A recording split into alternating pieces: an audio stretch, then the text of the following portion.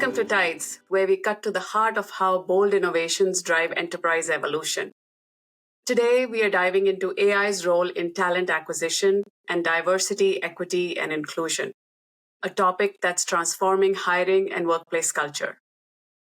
With AI increasingly shaping recruitment, management, and even decision-making, we face a crucial challenge. AI has the power to streamline and elevate, yet it also risks reinforcing systemic biases if not carefully managed. In this conversation, we are exploring the fine line between innovation and integrity. How can companies leverage AI to build fair, inclusive teams without losing sight of equity? Joining me are two powerhouse leaders with fearless perspectives on these challenges. First, Akanksha Malik, Vice President of Talent Acquisition at Intact, brings a wealth of knowledge on transforming talent strategies at scale and the delicate dance of using AI to refine rather than hinder diversity in recruitment. Alongside her is Seema Bakthula, Vice President of Diversity, Equity, and Inclusion at Click, whose strategic insights have set new standard for D&I in corporate culture. Together, Akanksha and Seema will shed light on AI's dual nature in hiring and D&I, offering their experiences on how organizations can harness this technology to foster both innovation and inclusivity. Get ready for an eye-opening discussion that is shaping AI's future in the workforce. So let's jump right in. Welcome, Akanksha and Seema. Thank you, Shveta. That was a very kind intro and really generous. But it's an honor to be here and share the platform with Seema, who we've worked together for a long time. So it's good to discuss this amazing topic with both of you today. Same. Thank you so much for having me. And it's such a kind intro to Akanksha's point. And I feel like I worked with the both of you at some point in my career, and it has always been such a great time. So I'm so glad to be on a call with all of you. Really looking forward to the conversation today because I know how fearless both of you are, having worked with both of you in the past. So let's just dive in. I mean, we've been talking about AI for some time now. And in fact, I feel like it's the first tool in the history of humanity that has been made accessible to a wide population at this scale for free. And AI is poised to significantly change work and workforce and how we manage both. And from your perspectives, both of your perspectives, do you remember your first experience with AI in your work? What went through your mind when you first recognized its potential and its challenges? That's such a good question. And you know what, a really good reflection point, Shveta, because I remember just even hearing, actually, first of all, before OpenAI, I think there's different ways that people thought this was AI. Every little automation felt like maybe this is AI. It was a teaser. And every advancement in technology felt like that's getting close to AI. So I feel like real AI, no one knew what it was and what potential it had until it really hit our lives through OpenAI. And one day this platform that talks and raves about and becomes the news of every channel and every blog, and everyone's talking about it. And then the first time I remember using ChatGPT, I thought, wow, this is a life changer. And before you talk about all the things that people are worried about, I feel it brings so much goodness just in even day-to-day and basic things that humans can do without even advancement. So just that in itself was a light, a big ray of light to say, wow, what all is possible if this little tool can do so much for me without even extensive knowledge of how to use it. So that's my first sort of reflection point and excitement. And to me, my brain always loves change. And having transformed so many different talent functions, I feel right away my brain went into, oh my God, this could mean so much for our workforce. How productive we'd be, how great we could be, and how much goodness and the wealth it can bring, how much we can take care of the biases in place. So a whole bunch. I mean, I know we'll get into it, but my initial reactions were nothing but excitement. And I think that excitement hasn't stopped and it continues. I'm just now caution and excitement paired together because I do know that as powerful things can also have powerful impacts, and impacts would be positive and negative. How about you, Seema? Yeah, I'm thinking in a work context, I used AI very differently, but I started my journey with I think more from like a personal front first. Midjourney was the first thing I used. It was 2 years ago. Midjourney was nothing like it is now. Midjourney 2 years ago was not the best. And, but it's come a really, really long way now. But in the beginning, the way I was using it was more out of curiosity. So I'd be like, if I just enter this prompt, I wonder what shows up. And if I just do this, I wonder what shows up. And it's very similar to how I still use ChatGPT in some ways. Obviously, it has evolved in terms of like the type of prompts I put in. So I think a lot of the prompt engineering stuff also we've seen like evolve with time. But I think to Akanksha's point, my first reaction was yes, a lot of excitement because you get to explore. It's like a bit of a playground where like all these things are possible. And as someone that grew up with like a rotary phone, to actually see this is pretty wild. And how quickly we can get to decision making, how quickly you can get to insights and data and articles that you wouldn't have access to. And you can read books in 4 minutes because now you just want to know who killed the couple. And so I used to do that where I would just put the link to the book and be like, what happens in the end? Please just tell me. And so there was a lot of different ways in which I was using it. But I think caution is the right word. It's where I've landed now as a DEI practitioner, because we know when we move very quickly through anything, that is where biases come to life. And historically, anything with a lot of power and historically anything that has moved quickly has left a certain population out. And it's usually those that have been historically left out. So it's the same population that will see the impact of this as well. Hopefully not, but that is where we're at. Yeah, absolutely. And reflecting on your journey with AI since then, since when you both of you first experienced it, what stands out to you as the most powerful way that it has shaped your work and daily life now that it's been 2 years in play in organizational environments? Can you share any unexpected insights that might have emerged along the way? 100%. I mean, just even most current, we're going through the engagement cycle right now. So we've got our engagement results, massive reports. You've all both worked in the HR organizations. You know how that looks. It's pages and pages of data. And I have quite a big team, which means I have raw data to consume and a lot of comments to consume. 2 years ago, I wouldn't have thought of putting the entire report up in the system and saying, summarize it for me, give me the key themes. And that did not become just the use case for me. Entire HR team is using it. And it was, we actually say powered by AI. We don't, and I actually use it in my decks. I don't say, ask for GPT. And I don't take credit for it. I basically show how smart I am in my work by utilizing the AI feature versus saying, oh, it's almost like cheating and using. So I think that mindset shift, the paradigm shift has happened. Whereas you'll search on Google or you'll search on ChatGPT and you feel like you're cheating the system. You're finding shortcuts. Now, the transformation has been the paradigm shift of acceptance, of feeling proud that you're being productive, you're being efficient, you're being effective, but also you're not getting busy with the work that easily a machine could do for you, and you're actually being more strategic and utilizing your brain cells in places that you should. So I feel that's one big shift that I've seen both personally for me, but also across the organization.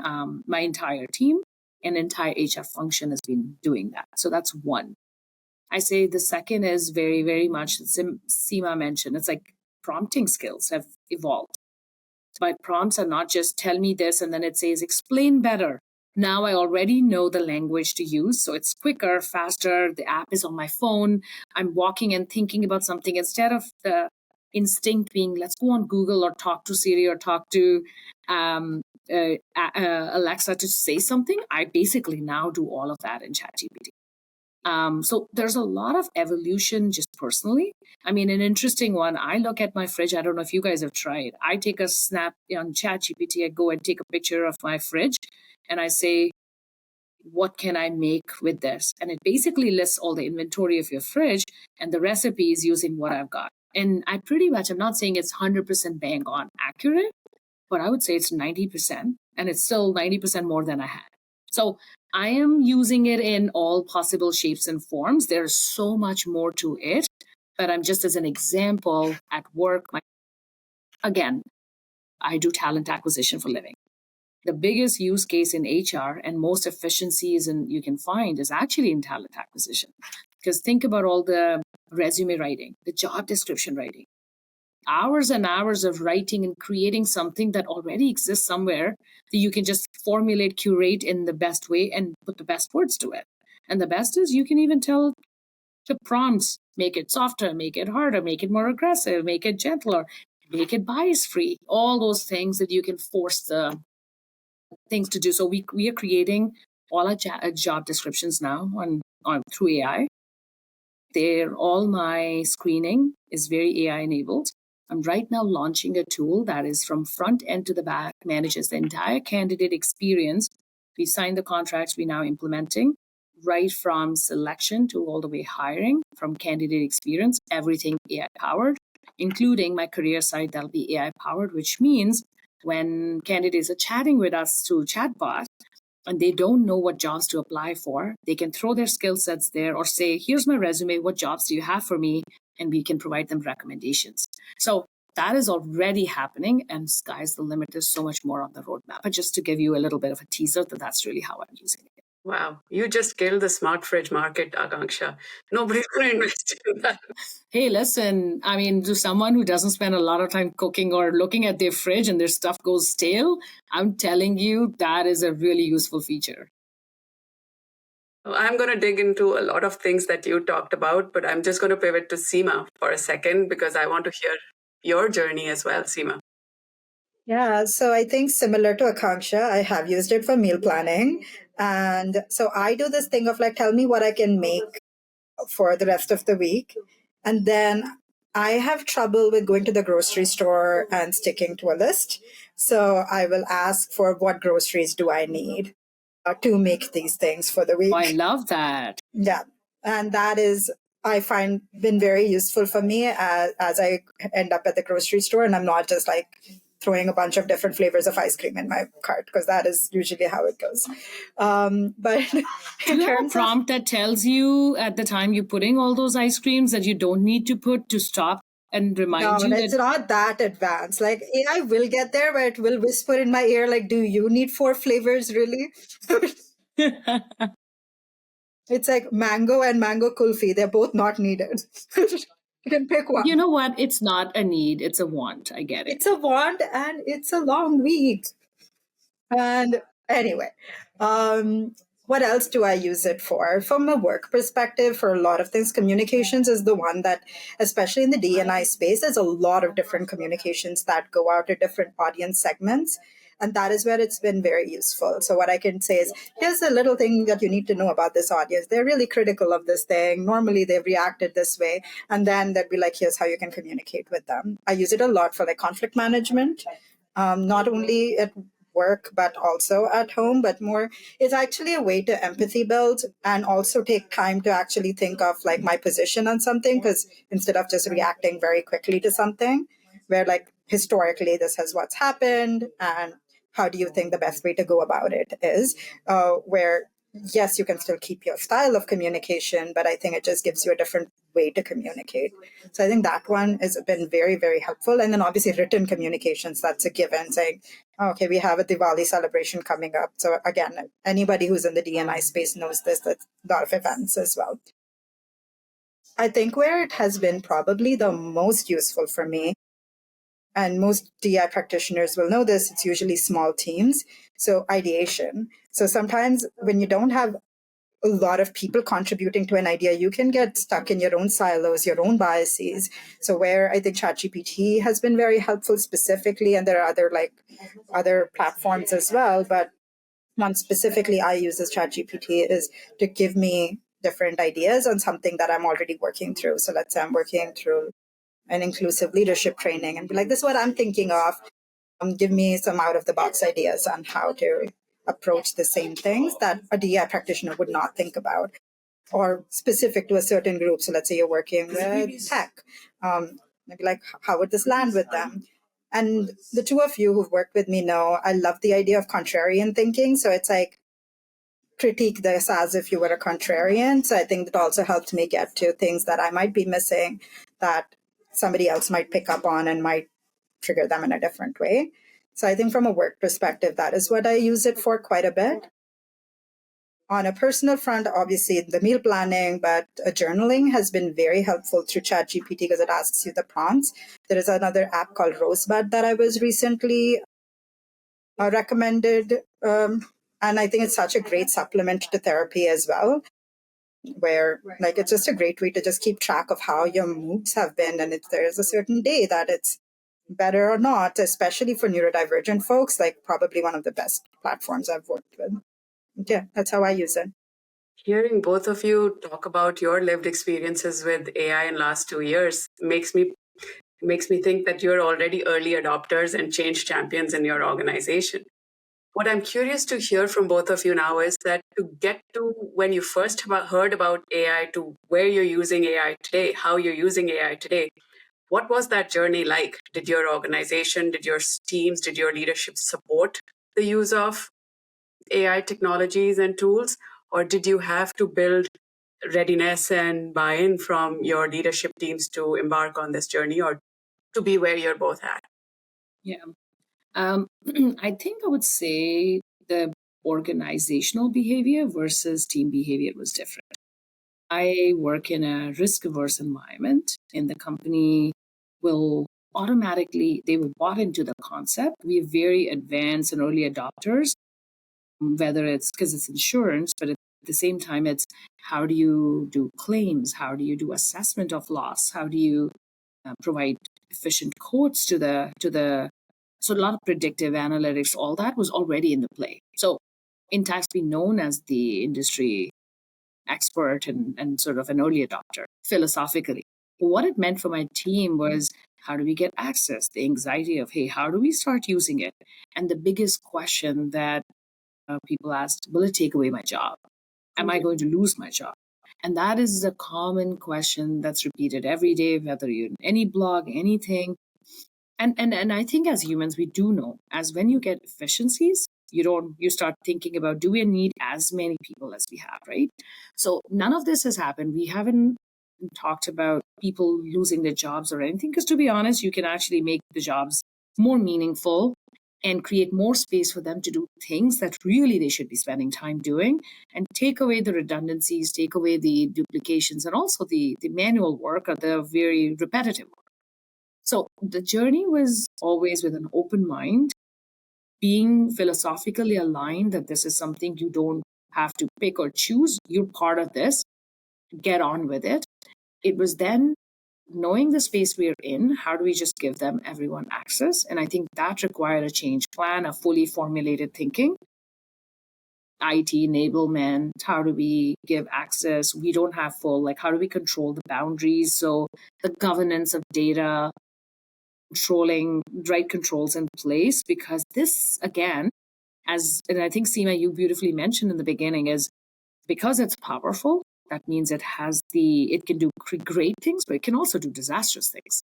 And so how do you do it safely in the right context? And maybe not all the features would be used in the beginning, but how can we get on this journey and give access? So at this point, as of today, all our employees have access to our own internal open AI, which means we can extract, our data doesn't go into the universe to keep it protected. And there's a lot of data governance around this and the AI models. But another big thing that came out that people have not talking about is it's increased jobs in the tech sector in the field that didn't exist before. Means it's net new.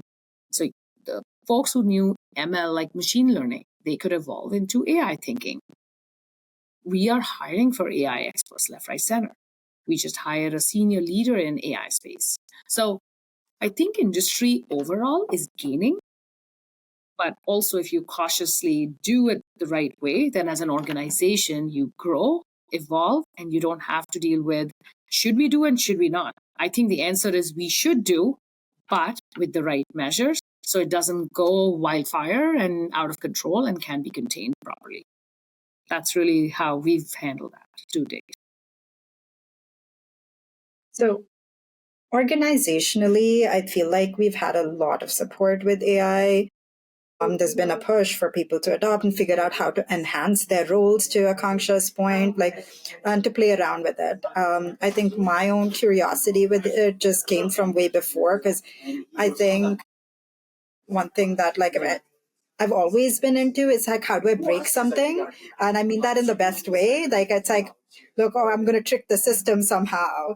And to do that, you need to keep playing with the system. And in that, you learn the system and you learn the flaws of the system, but also the benefits of it. So I think it was always encouraged. And it was, I never felt any hindrance. If anything, it was really cool to show off like what you did with AI at work. Like, it's like, look, this image that you see is not me. This is not like from the internet. This is AI generated, or like this comms was written by AI. So to, I mean, Akanksha's earlier point of like generated by AI, or this was like Chat GPT's gift to us, is like, it's all very taken as like a win. And people love talking about it at work of like, look at what I did with AI, because we're still in that phase where we don't know its potential.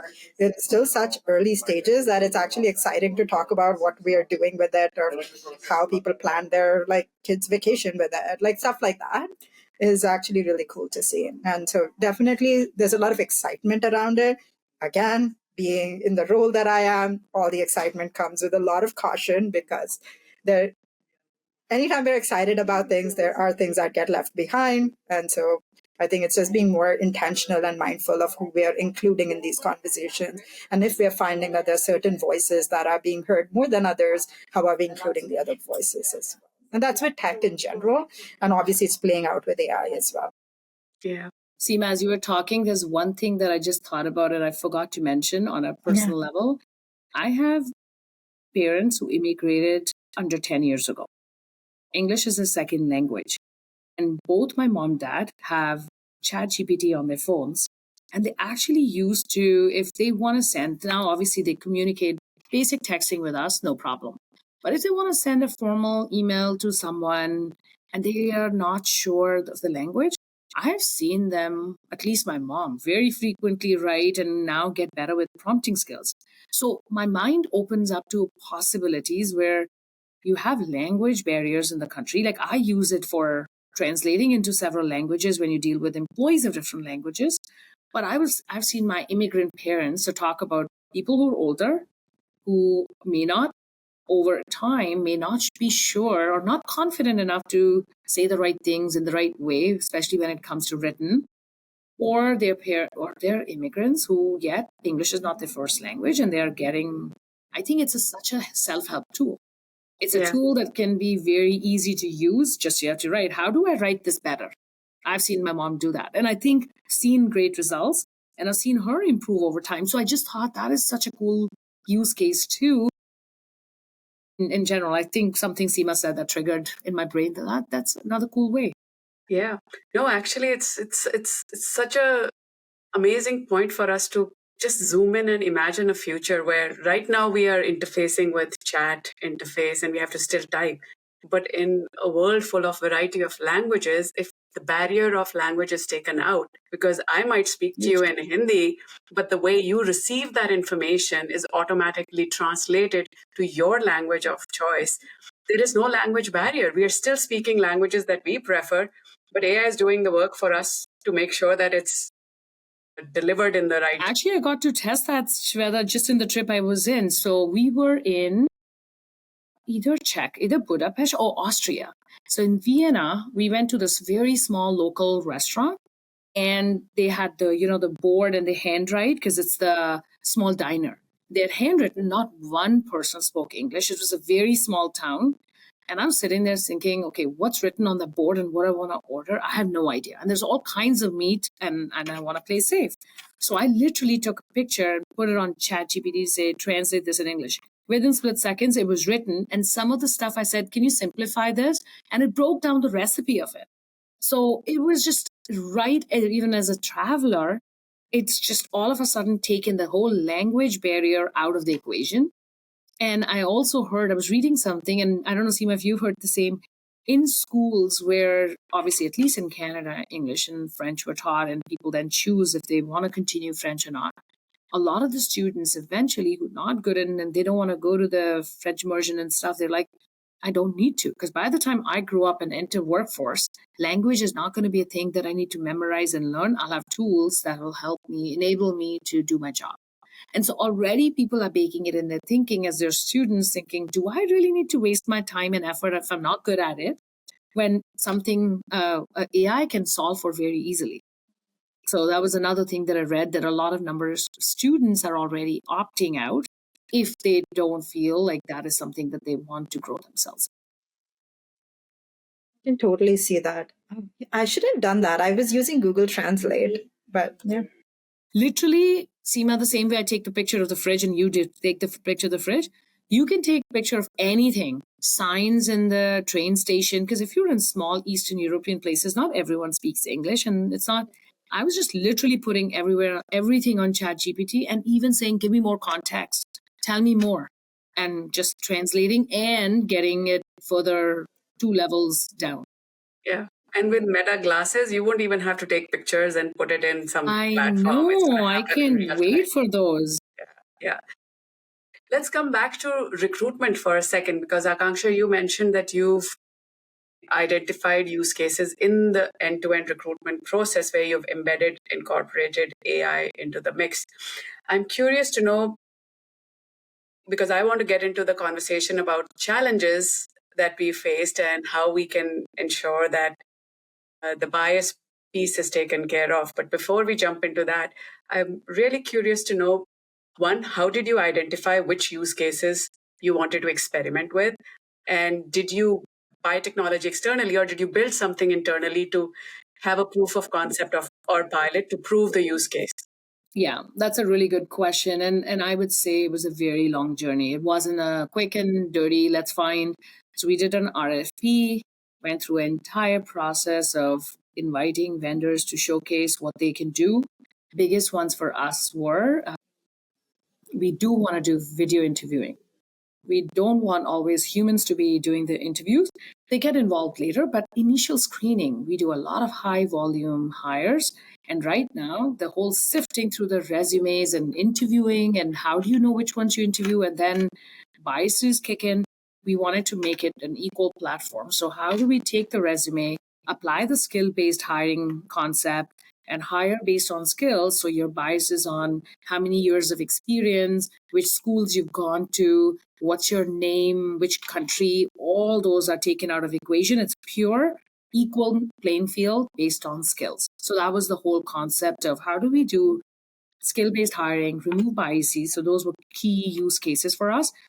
A couple of basic things that we do want is how do we have some earlier sort of checks and balances before we start doing the actual interviews. Have we done the eligibility testing, language testing, screening based on like their qualifications and skills, but taking care of all the biases. So that was one sort of biggest case. Second was how do we become efficient? And it's the tool has to be integrated with our ATS and our HR system. So no side separate conversations and multiple platforms that don't talk to each other. And then we say, oh, we're bridging the gaps. None of that. That was a basic non-negotiable. So that was that. The third, I would say, criteria important for us was their analytics. It is not a good tool if it cannot produce the data to help you improve your game.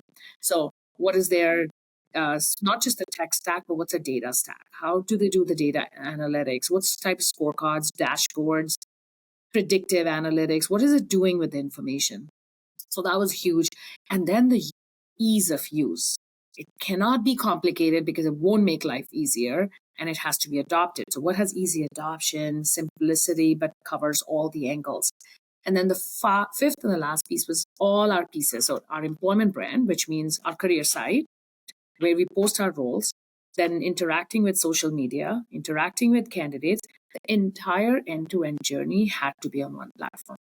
And then that integrated with ATS to make sure it's a streamlined process. A candidate has the best experience because they're not. So if they're chatting with us on chatbot doesn't just give them the jobs and then says, go to the career site and now apply. No. We cannot leave. It's a unified experience. So they interact with us on chatbot. Straight from there, they automatically are into the queue applying. Information they've given is pre-populated, so they don't have to repeat themselves. And now they just carry on the application process and they're right into our ATS with the rest of the process carried as if nothing changed for them. So those were like the key pieces we had put forward. There were lots of barriers in the way, especially because a lot of these companies were coming with really cool products. And by the way, we did external. By now you kind of understood what nothing internal built, because when they're industry experts there, why build something until we become the expert? So we didn't want to just keep test and try and make mistakes. We wanted to go with experts available who've been there, done that, and then kind of evolve. So that was our choice. And then as we were doing this, I think the biggest concerns were the data security, where their data warehouses are. Most of the coders could be in countries that we don't do business with. It was a lot of those, I would say, areas that they were ahas for us. We didn't think there would be issues. Procurement was involved, but they were just nuances because it's a new technology and it has new parameters that do we do AI checks? We do all kinds of checks in the company on data, governance, security, breaches. Is there a data AI test being built? Well, no, we haven't. But I need a tool and we need AI test. It doesn't work with our AI and all of the stuff. And I don't even have proper terminology because it's weird. I'm building the plane as I'm flying the plane. And so it was, I would say, new learnings for a lot of stakeholders. And ultimately, finally, we just signed a contract and the project has started. So I don't have proof points yet because we haven't yet gone live, but we are in the process of now implementing. And as every day, we're building a knowledge base and making sure it's not a static knowledge base, but evolves. And all those things are a new learning and new areas to think about. So long story short, external vendor, lots of work, lots of learnings, lots of research went in, and a whole bunch of experts and stakeholders had to come at the same table collectively on board with the buy-in that we are doing this because we needed everyone's expert and people to chip in to make the decision. Amazing. Seema, can you talk to us about biases as you see? Because I remember us having really passionate conversations about how AI inherently has biases as well. And how do we mitigate those biases and challenges? Yeah, I mean, the biases you see in AI are no different that you see in society. So everything that you're seeing playing out in society is going to play out in AI. So because we know this, that it's really dependent on the data sets you use. The data sets itself are biased because humans are biased. And then you have algorithmic biases because we don't have diversity in tech the way, at least in decision making, where we need to be in order to be fully representative of this complex, beautiful, diverse world that we live in. So there's that. So obviously it shows up as algorithmic bias. There's also cognitive biases as well. So it's like one of those things, we don't know what we don't know. So if you are getting a certain response, let's say somebody says, tell me about Diwali, and they don't know anything about Diwali and they're reading about it. And whatever they're reading, they're believing. So let's say it says something completely untrue. There is no one to check that and no one to tell you unless you say, what are your sources? And you go and check. But that also defeats the purpose of speed. So there's a lot of things there. So a few ways that you can mitigate that is obviously there's curiosity, I would say, is key to any of this. So it's just asking yourself, where else are you getting information from? I would always do that. But from a systemic level, especially within companies, having some kind of checks and balances in place, kind of like what Akanksha mentioned, asking yourself who is being included in this, who is being excluded in this, especially when it comes to decision making, and knowing that without the right representation, you will not have the answer because we only know based on our experience, and our experiences are very limited. And again, that's reflected within society as well. So something we see is when you look up images for women, and they're often a certain body type because our data has been trained with that body type. So I think that's like stuff like that. So there's not a lot of body inclusivity. There's not a lot of, like even through the gender spectrum, you don't see a lot of that. So if you say there's a very like cliched responses that you even get for people who are non-binary. So even just challenging that a little bit and seeing what else is actually out there and actually getting curious about your own learning and education, which you should be doing regardless, because that's like the same thing that we would put into play for like actual DE&I learning is very, very, very important here. And to think that AI would solve for that when it is based off of those same biases is actually pretty wild. That would, my reco would be that is just have like some kind of committee, some kind of check. It doesn't have to be big. Just some like a group of people that can just go through things and say, hey, have you considered this? Which is why every single RFP conversation we had, I always had my DEI partner at the table. And as techie we were going and as to the systems we were going, I said, I don't want that layer of DEI inclusivity not to be asked, the question not to be asked. And I remember one of the clever ways the answer was given was that during, at least I can speak to hiring process, AI can help you remove biases from the hiring process, but it's a double-edged sword. Because if your data sets, to your point, Seema, if those algorithms in itself are bias-free, then you're good. But if those algorithms have the bias, then really the output you're getting is no different than what you get today from the real world. So it's a very fine line, and it's a line that I think you don't know what you don't know. We haven't developed this. We haven't fully matured in this. And so evolution will be the phase 2. I feel like first one is just adoption at the moment. Yeah. So Akanksha, when you're thinking, as you go through your implementation journey of this tool, I'm wondering now that we're talking about bias in recruitment specifically, is your platform, we don't have to get into who the platform provider is, but is your platform provider giving you data or insights or signals to help you see whether the model that they've trained their platform in is skewing your recruitment in a particular way? Like, how would you tell if AI is helping remove bias or adding bias to your process is where I'm going. It's a very good question. And my simple answer is no, we haven't had those conversations. Give us which every vendor does. So since it's a vendor agnostic conversation, I'll say every single vendor I met with, we asked the same sample set of questions on DI. And I think the answers were so on the surface. No one had the depth of it takes the bias away. Our algorithms are bias free. But show us how. How does it do? Or we mask the names, or you could do, but nothing net new.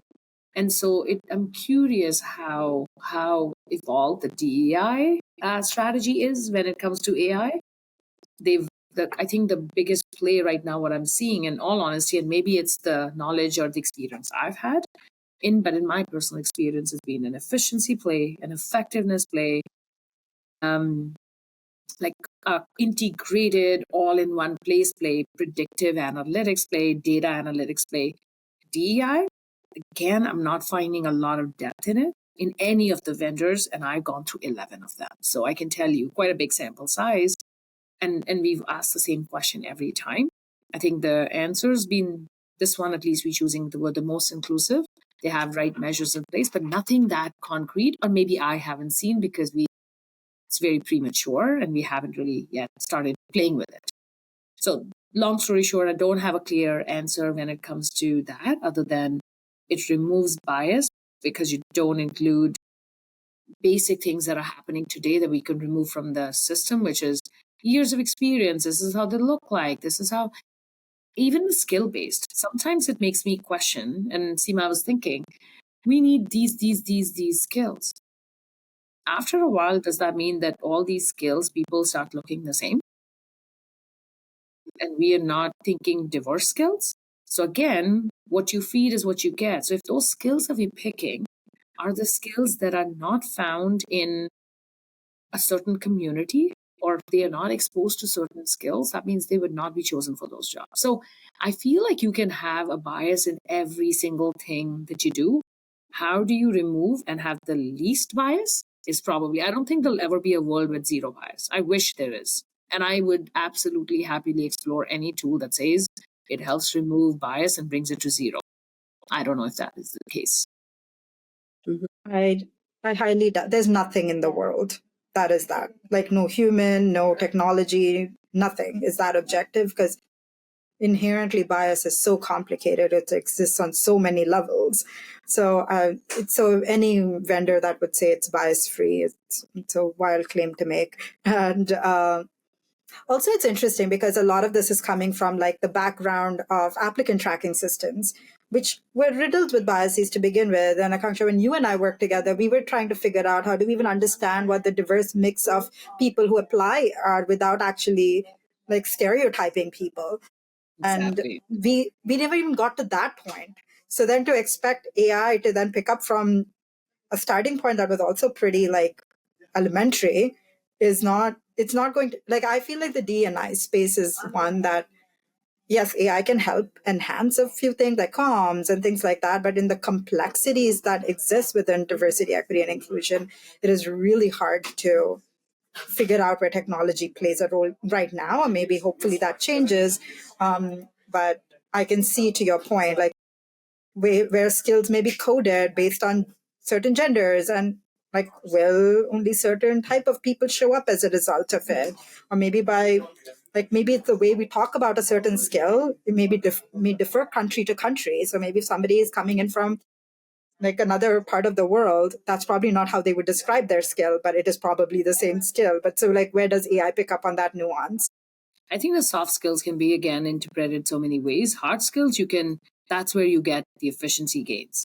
I mean, tests, whether it's technical testing, it's how good of a coder one is compared to the other. What does the prediction of hiring look like based on what my workforce plan is? So it's black and white, very technical. I have a lot of faith and confidence that we already can take the systems and technology and AI and put all together and get really productive results. It's the soft skills, it's the areas that human behaviors kick in and a lot of personal decisions are made. I think those are the areas that I feel I don't yet have confidence or at least enough knowledge to see how AI will solve. As we wrap up our episode today, if we have to leave our audience with one piece of powerful advice or a tip on how to use AI responsibly in recruitment and in workforce management, what advice or tip or things to think about would you give to our listeners today? Yeah, I would say curiosity would be one. Like, stay curious, know what's happening, read, research, and keep an open mind.